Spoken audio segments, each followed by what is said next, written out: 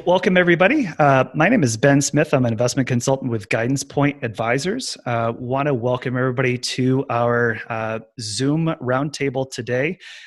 We are Guidance Point Advisors, and you have a majority of our team on the screen with you right now. One of the things we wanted to do was kind of walk you through some of the topics we're experiencing on a daily basis working with our clients. And the topic we really want to dig into is managing through market declines and a health crisis, right? So it's really just a kind of roundtable discussion. We'll go through several questions of it. But one thing I wanted to do just to kick off the conversation was just to go through and have the team introduce ourselves. So again, my name is Ben. I'm an investment consultant. I'm based in Bangor, but I cover the entire state. And what I want to do is, as an icebreaker, is favorite type of ice creams as we're coming up on summertime. So I'm going to kind of lead off with fish food as Ben and Jerry's. You can't get better than gooey marshmallow, caramel, and chocolate. So I'm going to turn it over to Wes next and have him introduce himself. Sure. And even out of the beginning, I'm going to take it one step further and tell you the place I like the ice cream the most is a place called Four Seas down in Cape Cod and Osterville. Mint chip. That's what I go with hot fudge. My name's Wes Delcole. I am the founder of Guidance Point Advisors. I'm also an investment consultant. And in addition to that, I'm the chief compliance officer. So I also oversee compliance for the firm, just to make sure that we're being compliant with all of our marketing efforts and everything else that we do. And I work out of Boston, downtown, and have clients all over the country. But, primarily mostly out of New England, but I'm based in Boston. Great. Chris, have you introduce yourself next? Chris Delcole, and I'm an investment consultant at Guidance Point Advisors, been for the last few years. I cover primarily the Northeast region of the United States, but have clients in Carolinas and Florida as well. And my favorite ice cream flavor is mint chocolate chip. Ooh, Delcoles are sticking together on the mint chip. Okay. AJ, I'm going to turn it over to you next. I'm AJ Walker. I'm an investment consultant with Guidance Point Advisors. Been with Guidance Point for around 8 years now, I think. Favorite ice cream, I guess we do Moose Tracks ice cream from a place called Fielder's Choice. There are a few locations in the state of Maine. My office is in Portland, Maine. Great. Abby, I'll turn it over to you. Okay. My name is Abby Duty, and I'm also an investment consultant at Guidance Point. I'm based in Portland, but definitely cover the entire state of Maine. I am up and down the state very frequently. My favorite ice cream is pistachio ice cream with marshmallow sauce on it. Yeah. Pistachio. We got a lot of green going on the ice cream flavors. Yep. Larry, I'll turn it over to you. I am Larry Pelletier, and formerly from Maine, but now in North Carolina. And my favorite ice cream is chocolate. Any kind of chocolate with chocolate on top, and I'll eat it almost any place. Great. And Curtis, I'll have you back clean up here. All right. Yeah. My name is Curtis. I am with Ben out of the Bangor office. I kind of serve right now as I guess you would call it client service, investment consultant in training, you could say. Currently studying to get licensed.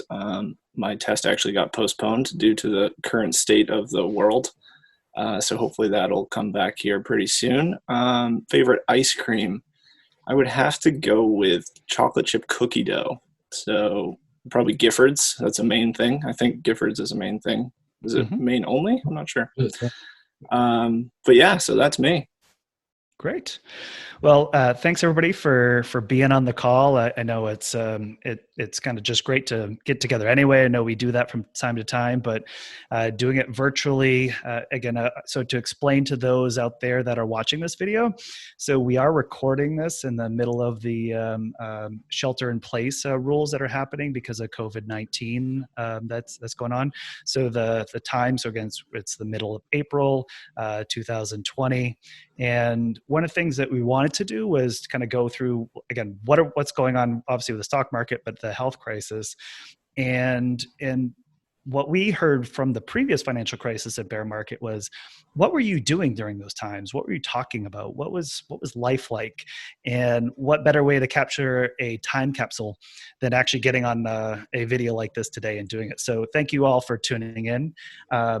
And one of the things I wanted to lead off with a question was, hey, when clients are calling up right now, or maybe over the last 6 or 8 weeks, and they're saying, hey, what's going on in the stock market? And what's happening? I'll ask Wes just to start off with. And we're trying to be careful about investment advice in these sorts of forums, so we're not going to do that. But in terms of what's going through your head, in terms of what are you telling them, and how do you counsel them? Well, in terms of what's going on with the market, the way I look at it is, if you think of the market as a leading indicator for what's happening, and you realize what's happened as a result of the crisis in terms of so many companies and their earnings potentially being squashed down to almost nothing, you're seeing that the market takes that into account as sort of an earnings forecaster of future earnings, and it's saying, woo, prices are going to drop as a result. So all of a sudden we see the prices on all the stocks that we own and the funds that we own come down precipitously. And so in terms of trying to counsel my clients on what to do during this time, and I think, Ben, it speaks to what you were saying a minute ago about looking at prior crises, is, okay, can you do some rebalancing? I think that's a very important concept to consider at a time like this, because obviously your stock market exposure is down, your bond market exposure may be up. Rebalancing back to what your targets are can be very useful in a time like this. The other point that I would make would be remembering to stay long-term in terms of your thinking, and remember to be disciplined. It's very easy to capitulate in times like these and to think the world's going to end and the headlines are really scary. So I think in terms of trying to counsel our clients to be disciplined, to rebalance when that's appropriate, and to think towards the long term are 3 very important points to consider at times like these. And it's in a way even more emotional, right? Because, hey, people are even more concerned of their own personal health, is not only their own money, but there kind of comes this thing about, well, hey, I'm concerned about my own mortality right now, or my loved one's mortality, or people around me getting sick, and they're also seeing a double impact with their finances, and seeing, so it kind of heightens the level of fear and uncertainty that's happening in the world around them when they're seeing multiple fronts impacting them, right? No question, and I think that's unique to this crisis compared, if we look back, for example, to 2008 and the financial crisis. You really felt that more just on the financial side and in your pocketbook or your wallet, whereas this has a completely separate emotional piece to it that I think we'll get into later with some of the other questions you have. But absolutely, and I think that makes it more difficult, quite frankly, to manage through, because that your heightened anxiety, and we all know that when you're in a heightened state of anxiety, your thinking and your behaviors can change, and it can force you into making decisions that you might not otherwise. And so that's a key piece to this whole thing, is keeping a level head when times are uncertain. Yeah, I like that, because again, it's the emotional aspect of this is something that we're trying to contain for our clients, right? So Chris, when you've kind of had someone that's coming to you and they're in some sort of emotional state, and they're asking that framework of a question, how have you responded to them? Well, as Wes brought up, and you brought up, this is a once in a lifetime, hopefully only once in a lifetime event that we're going through. The new normal is different. We're all at home, right? You're not able to be communicating with your coworkers as easily as you did before, when you were all going through the crisis in 08 and 09. And I think one of the things that most of my conversations have been centered around is risk in the portfolio. And it has given people a good or better understanding of what is the proper risk tolerance that a portfolio should have. Is your use of your money 20 years out? Is the use of your money 10 years out? Is the use of your money potentially only 5 years out? Well, each of those time frames would require different risk tolerance, and it's been a healthy exercise to go through with clients and discuss that and understand that to earn proper returns over a long time, there's going to be ups and downs, and it is a very powerful tool to see that the downs and ups can, on a long-term basis, eventually resort to positive returns. But there's going to be downs. So those have been the conversations we've been having I've been having with my clients. Great, and I know again from the risk tolerance side too is sometimes people don't even they know we've gone through a lot of these conversations over the years, right? And figuring out what the risk tolerances are, but sometimes they just assume when the market's going down that they've lost as much, right? And usually when people are entering retirement or even within, they're probably not fully allocated to stocks like someone younger in their career would be, but they assume that they had all the loss. So it seems like sometimes the biggest thing to get out of the way in these conversations is, how bad is it, right? How much am I down, or how bad is it relative to what else is going on in the stock market? So Abby, I'll kind of turn it to you, right? Those have been kind of our conversations, is even right out the gate is just get the news out of the way. Where am I? How is it impacting our plan? And what have you kind of been doing in terms of your conversations there? So to your point, yes, getting the news out is really important. And I have found that people just want reassurance, or a lot of the people that I've talked to, they're really just calling to check in, say hi, see our view of what's happening, and not necessarily even make any changes. But I think they really like hearing from us in times like this. So I've gotten a lot of good feedback about the newsletters that we've sent out. They find those really reassuring. And not that they say anything different than maybe, the news or anything, but they like hearing it personalized from us. So those are the conversations that I've really been having. And to your point, Wes, about emotional coaching, it's been a lot of that. So everyone is dealing with emotions right now. Everybody is edgy and not really sure where things are going in the future. And so just making sure that they know that we're taking care of their money stuff so they can focus on their health and what they need to do on a day-to-day basis. That's a very good point. I like that. A lot of what people are trying to get out of us is confidence, right? They just lose self-esteem in these times, and they're looking to us to provide that. And it's a process and it's a framework, and it's not just, well, we just decided today to do something that you didn't expect. That we have all these systems and structures in place that have been helping out. I do want to rotate to a different question, though. Is obviously with what's going on in the market is when the stock market goes down by more than 20%, it's considered a bear market, right? And when the market's going up by that level, it's a bull market. So obviously when there's a bear market and people are seeing they've lost that level amount of money, it raises all these things we've been discussing. But what lessons have we learned from previous bear markets we've applied to this one? And I want to start with Larry, and I'm going to go to AJ after that. So Larry, can we go to you first in terms of other lessons that you've kind of experienced from previous times that you've applied here, and then maybe a later question we can ask is a contrast to that. But let's start there in terms of what have you learned? Okay.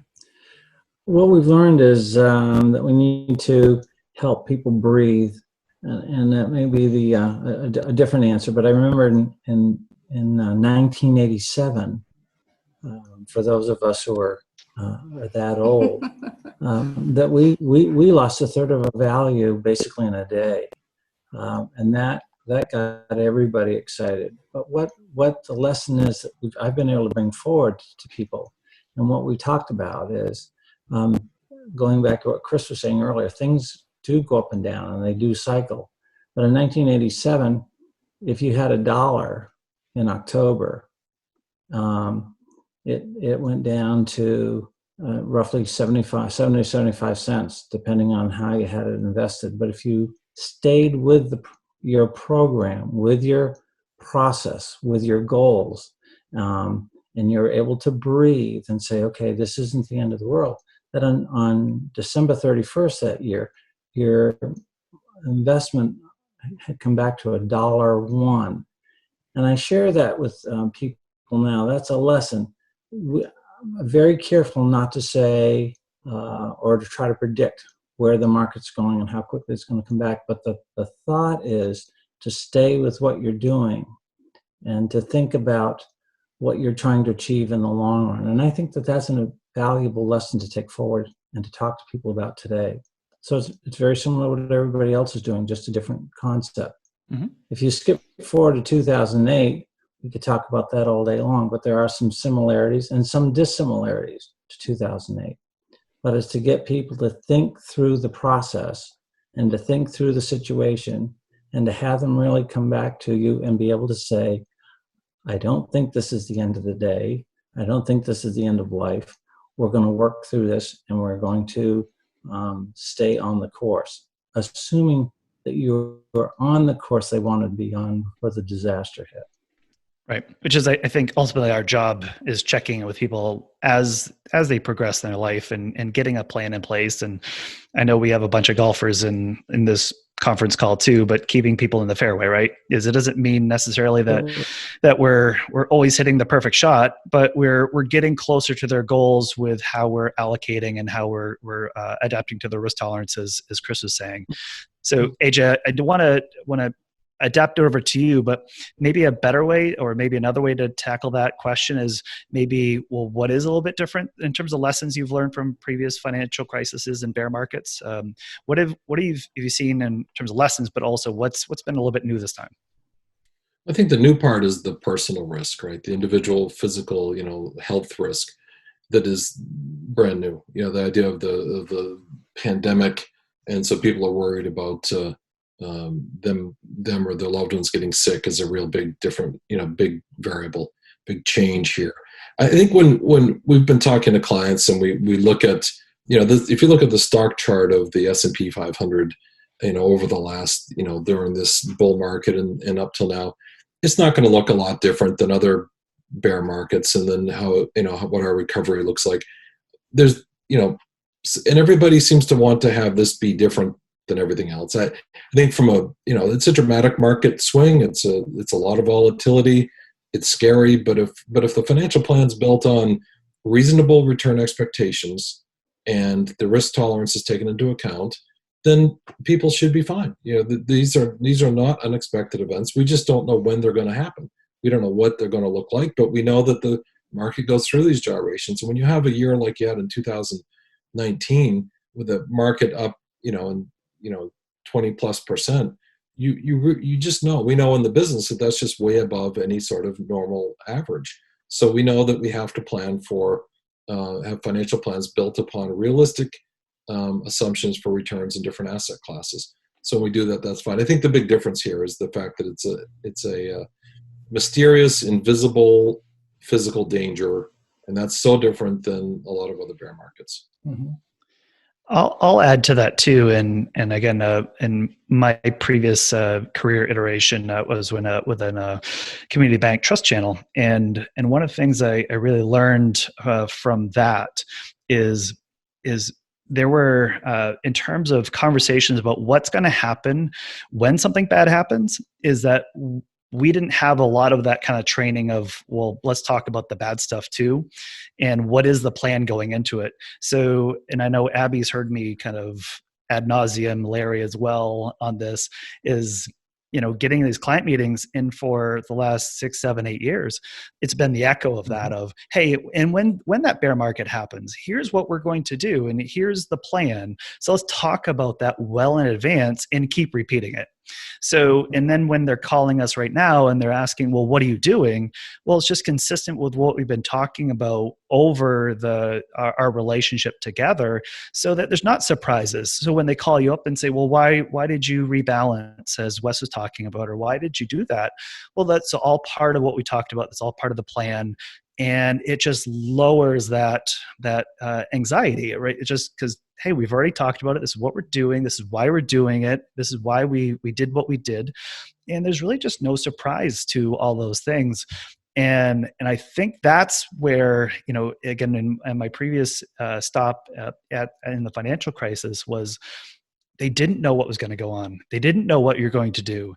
So, and that actually heightened the anxiety, it heightened the fear. So when you talk to people, they were on the edge, and you had to let them go over that mountain of worry. So I like that. Actually, and I think we've been receiving, Abby, Larry, and myself, with a lot of our calls, is people actually going, how do we rebalance back in? How do we buy more? They've almost had the reaction of being a little, can we take more risk? We've had to have that conversation about risk tolerance, as Chris was talking about there. So it's a little bit of an inverse, weird kind of thing going on there. But from that end, again, I think that was a pretty good lesson I personally learned there. I do want to rotate to, because I think one of the things that I always gravitate towards is storytelling. And obviously things are bad, and we are having deaths right now happening because of this disease within the United States and globally.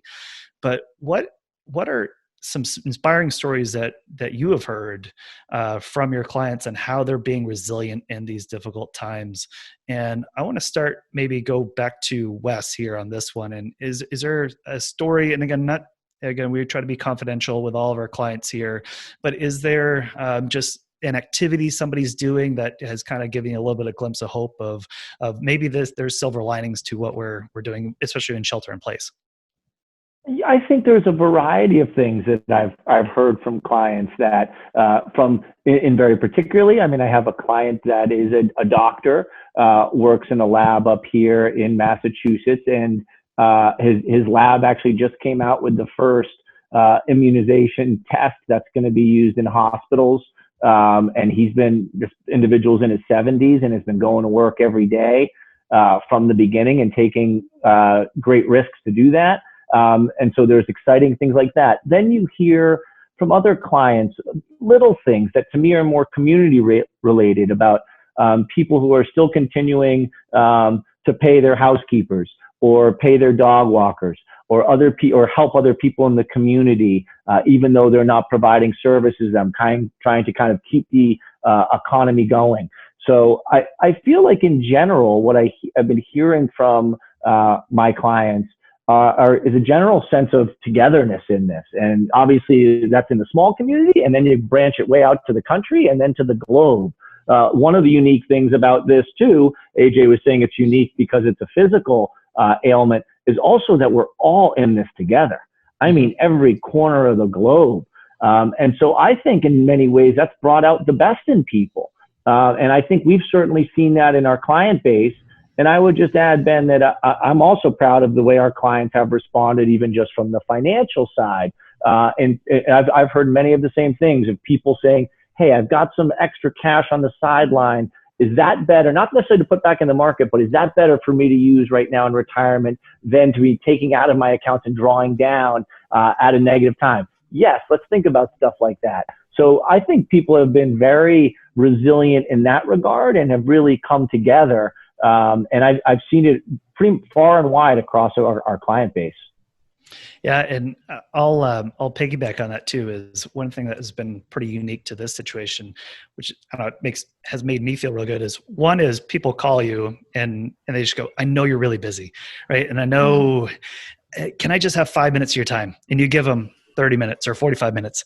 And they are just so appreciative that, I know you're just very busy with everything that's going on in life, and you're trying to counsel everybody, and you're taking time for me right now. That's been a really great message to hear. But the second is they say, how are you doing?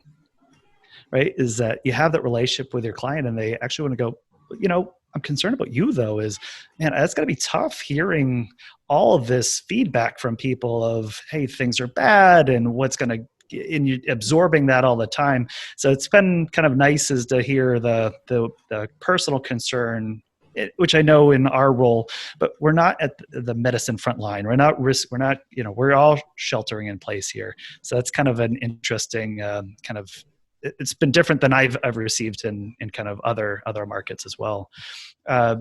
Chris, at this point, can I send it over to you in terms of any stories that you have there in terms of things that have inspired you, particularly last maybe 6 weeks? Yeah, I think the most inspiring thing for me is that none of my clients, I guess, I don't know if that's the way to represent, everyone has heeded the advice, as Wes put it, we're all in this together, to stay at home, and it's all we can do to combat this virus. I don't know firsthand any of the individuals that are on the front line fighting it at the hospitals, but God bless them. But it's really heartwarming to know that all of my clients and then my immediate community is heeding the advice to stay at home, and working together to fight this virus. Great. AJ, I'll switch it to you for a second. Anything you'd like to add in terms of a story you've heard? Yeah, well, it's the common refrain that people are using technology to stay in touch and connect like never before. This couldn't have happened at a better time in human history, actually. When we're example today, we're all looking at each other and we can connect in a way that we never could have before. Families are doing this from nursing homes and all over the globe. It's just an amazing time. So, technology is more involved in people's lives than it's ever been, and it's been pretty great. And it's kind of easy enough that, or it's gotten to the point that it's easy enough to operate. I know all of us have challenges even today. We're trying to get it set up, and Curtis and I are trying to work through bugs and how do you do this and how do you do that. And it's just something that, we're all learning, and we all have patience towards it too. That, we have clients that are saying, hey, I'd like to try it, and I'd like to try this video thing. And can you take a second and teach me how to do it? Let's do it. Let's kind of figure this out, because for us, hey, we want to make sure we're just meeting those needs and those clients there. Larry, I'll throw it to you in terms of obviously different, maybe a little bit of a different market, right? In your community there, any inspiring stories? Because I know in North Carolina where you're at, you went through a pretty big hurricane that was. In 2019, right? So you already had a community banding together, especially for a new community for you, of putting people in. So you've kind of maybe already had a little bit of cohesion that's happened. So how has your community kind of reacted here after that natural disaster in 2019? It's been amazing. I don't know how else to describe it. When Florence came through a little while ago, we didn't expect her to stay. First of all, we didn't expect her to behave as a hurricane like she did, to come and park for 3 days with 120 or 130 mile an hour winds and 30 inches of rain and no forward momentum. And that changed life here in Eastern Carolina. It would be the same thing as if it happened in Eastern Maine. There's a lot of similarities demographically and geographically to Eastern North Carolina and Eastern Maine. To kind of put it in that perspective. So we already had a community of Eastern Carolina working hard to try to put life back together. And I'm working on some projects here. There are still homes with no electricity. It's hard to believe that they have no electricity yet, or they have no roofs on yet, or they have no repairs to the inside because there are not enough craftsmen available to do all the work you need to rewire, replumb, rebuild houses. And so you have a lot of yokels like me out there trying to help a little bit, but we really don't know what we're doing. So we can tear things apart, but you need somebody specialized to put them back together again. And there was a lot of hunger that came about because a number of people were displaced in that hurricane. So along comes this virus situation, and you have people working even harder. I was working on that project this morning, rounding up some food for our food bank. I'm sure it's the same in Eastern Maine as it is here.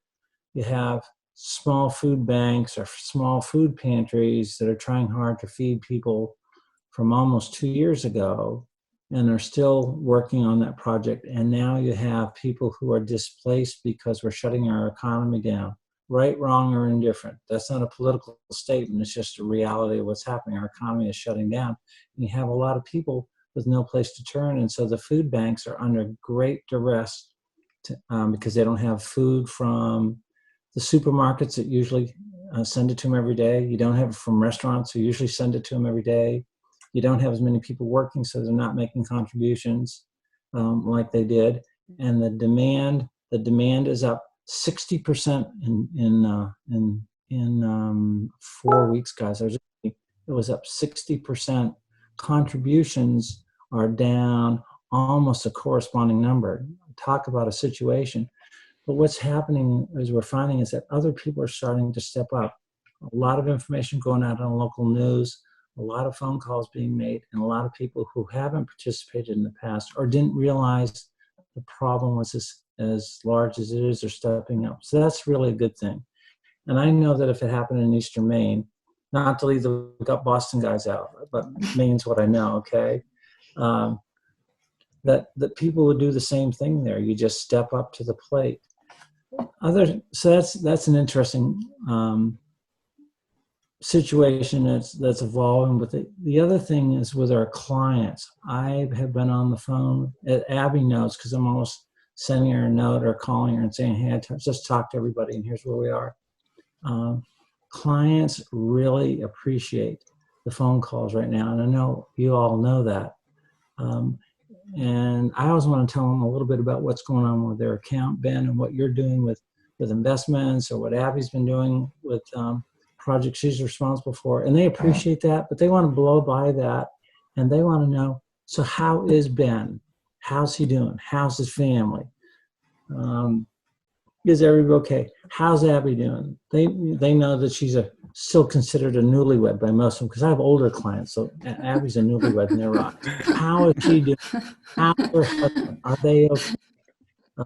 What about the rest of your crew? And they really, really want to make sure that everybody is healthy and in a safe space, and that we're going to make it through, that we're just not calling them to stay in touch and to build up their esprit de corps, but they really want to know that Guidance Point is, in the form of all of you folks, is okay. And that's something new. I've never seen that in 45 years. Yeah, and that's pretty special in terms of just, again, having really great relationships with the clients. And you know, in terms of how do you quantify whether you have a good relationship with a client, is you feel that caring, right? As you kind of, you give it, right? And you give that caring to them, and you're thinking about them.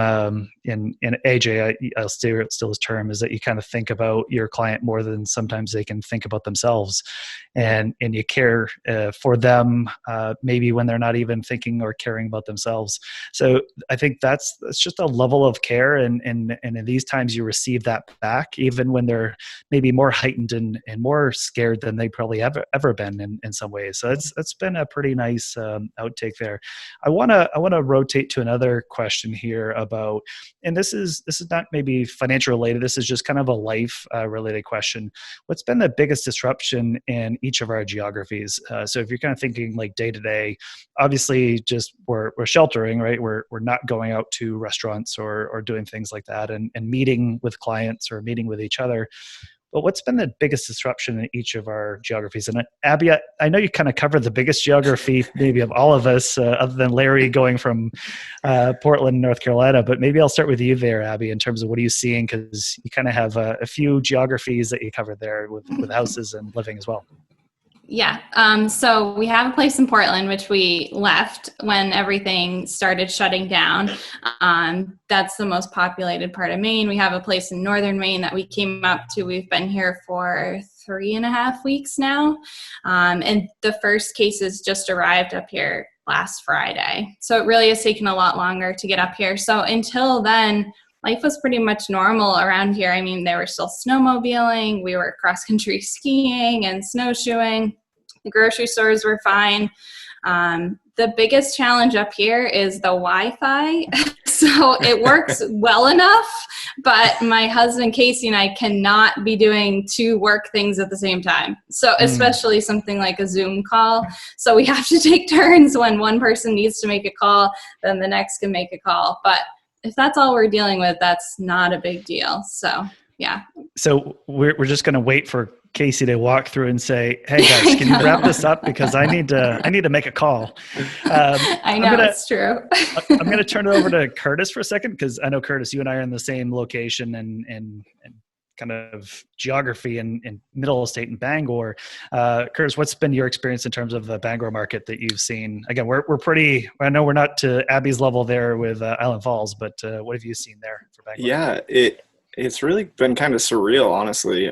Certainly in my life and clearly all of our lives. I don't think we've experienced anything quite like this, as AJ alluded to, with the personal kind of risk there. But just, I think everyday life, it's just, I go to the grocery store and I have to stand in line outside. And I'm not trying to make that sound like it's a pain to me, because I know there's people dealing with much worse problems, but it's just so different. And they're counting people as they go in the store, and there's plexiglass built around the cash registers. And, it's very different. And, I guess there's no other word for it. It's just different. Yeah, reminders of how deadly this thing can be, right? There's a pretty high mortality, and really any mortality is high mortality. It feels like too, especially if it touches someone that you love and that you know. But it's everywhere you go, you're seeing those signs, right? Of just reminder of being safe and also though we're not sharing it, right, and we're not asymptomatic and then spreading to others. But in regards to maybe the Portland market, AJ, what are you seeing there? I'm just working my way down the I-95 corridor for you guys, Wes and Chris. Yeah, the same as everyone. It's the lack of in-person meetings. So you normally see clients a lot, and so the just abrupt stopping of that and doing it all through video calls like this or on the phone. That's a big difference. I'm not really traveling a lot in my client base. I'm on the road a lot, and so that's all stopped. That's weird for me. You got that, and then in my personal life, just I'm very active in a very active, somewhat large church, and so there's lots of interactions there that are now all of a sudden, boom, all online, all being, all being streamed or doing video calls and things. So it's kind of a weird dissonance. On one level, my wife and I are perfectly fine. Everything's great. We have everything we need here at the house, and we have a place on a lake that's not too far away, and everything's great. But then, but yet life isn't quite normal. It isn't normal at all. And if you watch the news, it's really not normal. But in Maine, we really don't have a large outbreak of this yet. It's, 1,500 cases, and fortunately only 14 deaths so far, so we're nothing compared to Boston or obviously New York. But it's just a very weird. It's hard to stay connected with people like normal. Yeah, and I know again for our team, right, is doing these more frequently, right, because it's easy to feel like you're, every day there's not a whole lot of physical separation from your work time to your home time, and that's weird, and there's a lot of stuff happening almost by the minute at times. I like using a quote of, there's decades where nothing happens, or it feels like nothing happens, and there's weeks where it feels like decades happen, and it's almost like that's kind of happened the last 6 weeks or so. Chris, I'll turn to you next in terms of any experiences you've seen in terms of your geography, or maybe because I know obviously Massachusetts is having a little bit more of an outbreak than other locations here. Well, as I had said, the community is all heeding the advice and staying at home. So I've never in my 20 years living in this community seen so many people out for walks, which is good to see that they're doing that. It comes with a little extra baggage because we have 2 dogs, and our dogs like to say hello by barking a lot when another human being walks by on the street, or a dog. So our 2 dogs are doing a lot of barking lately. But the family time on these community walks is nice to see. Nice. And Wes, I'll turn it to you.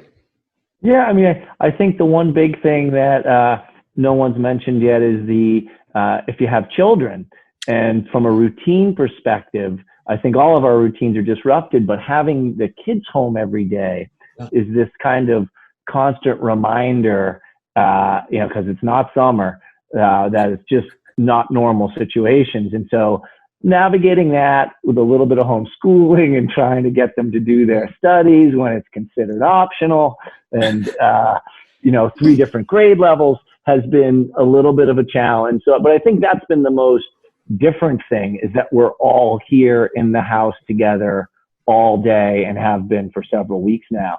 And it's great. There's that, to Chris's point, like we've implemented family walks, and we're trying to do different activities and keep each other person sort of energized. But it's been a major adjustment, is obviously across the country and the world. Many other families are dealing with the exact same thing. And AJ and I have had this conversation on the side is depending on if you're extroverted or introverted, is you actually would be saying, hey, the extroverts would be really struggling right now because you only have that one person to talk to. But we both have spouses that are more introverted, and they like their space, and they like their time alone. So, that you're up in their space more often is a little bit of adjustment, which I could kind of see from a retirement perspective of something that's an adjustment for people too. And that's where I thought maybe, Larry, that could be something where, are you seeing something like that in your neighborhood with what's going on in North Carolina? I had to stop and think about that for a little bit.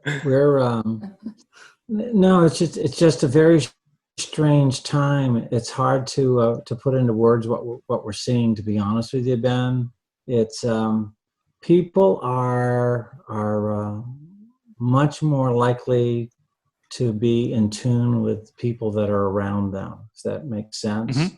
And to want to reach out and spend time. And so that's what I see is people caring about people.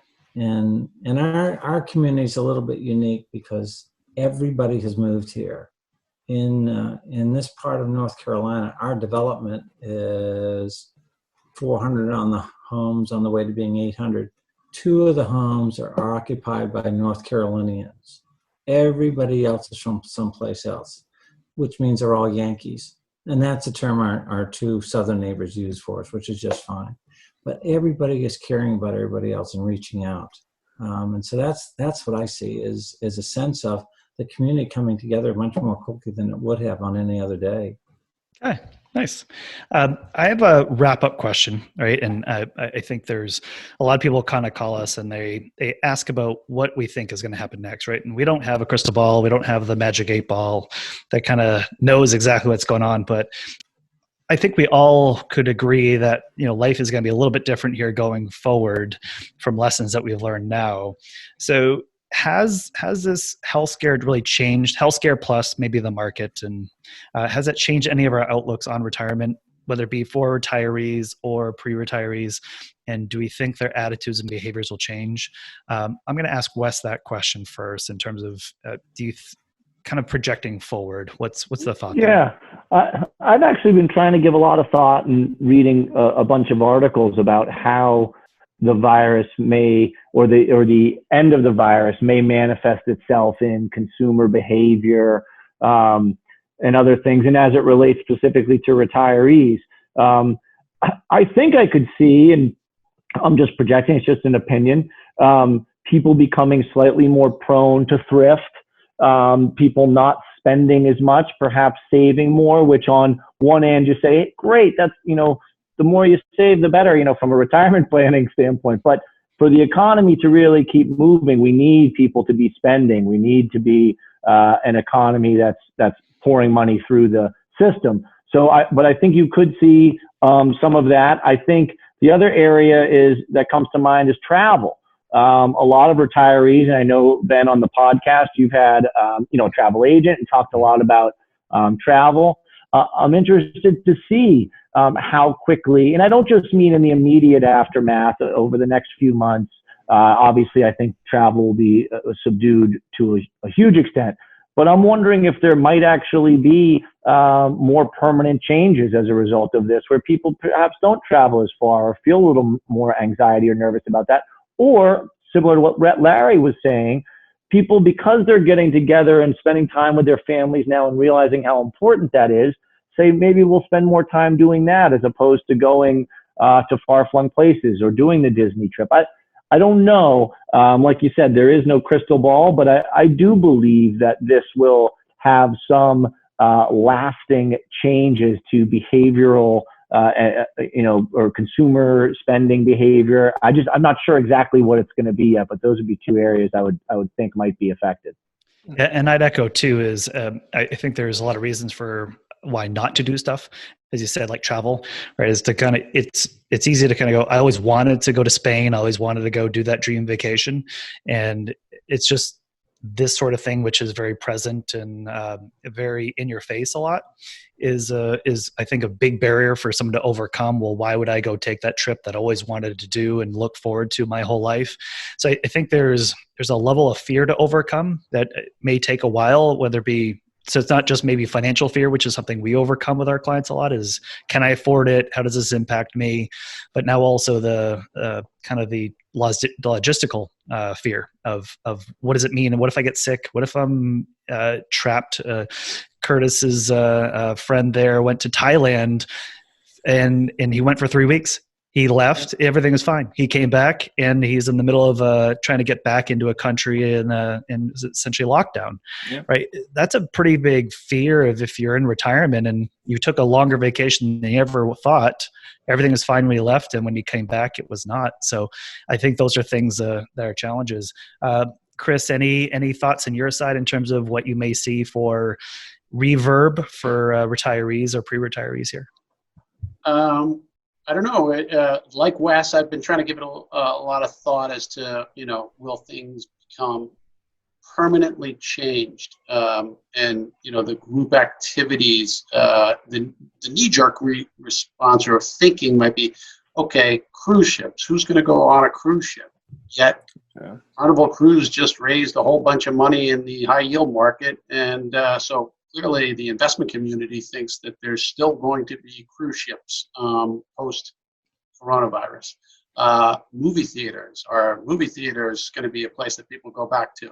I think that we have to remember that we're going to go back to a somewhat normal state, and we're not talking about the immediate, next 12 to 18 months, but 2 years from now, 3 years from now. So it's hard, as you said, Ben, when you're in the midst of it, to even think that far out and say, what's life going to be like? Is it going to go back to normal?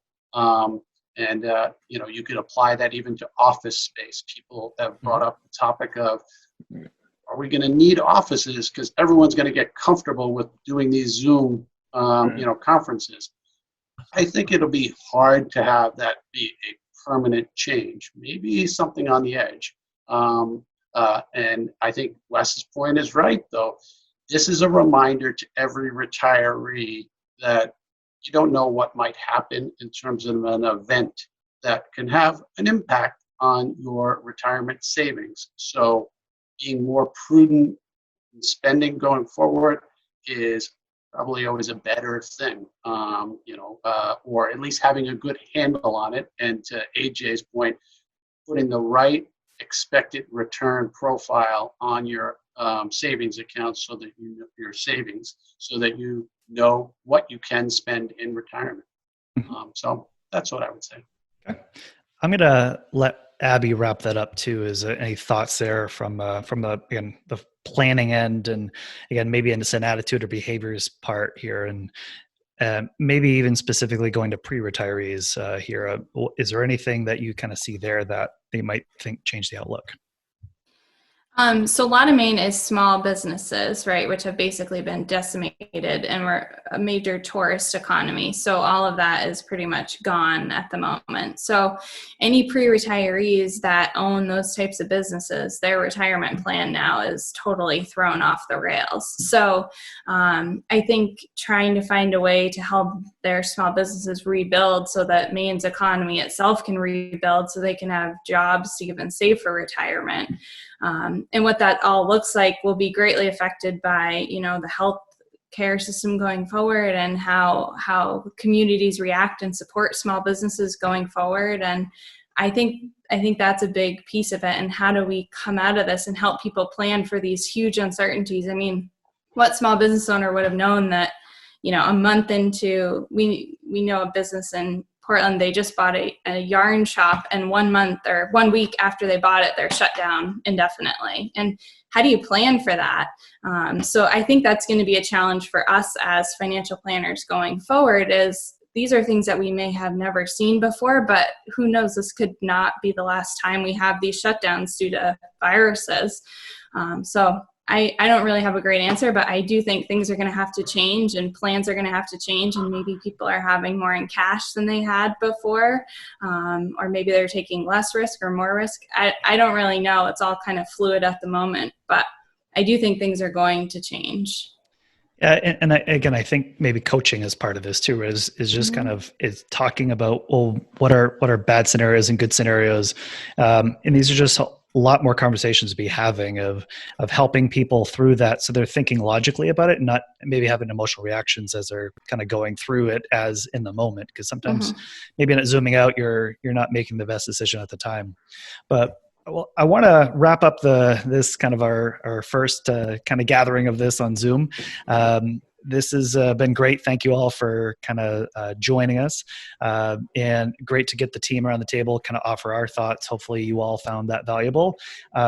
Love to receive comments. And any of us you can reach out to if you go to our website, guidancepointllc.com. You can click on our team, and all of our bios are there, our profiles, and you can get our contact info. So if you want to reach out to any one of us, feel free to do that. We welcome any feedback or comments. If we can help, we'd love to do that. We're all kind of native helpers. But if you need anything in the meantime, let us know. But appreciate everyone jumping on. Take care.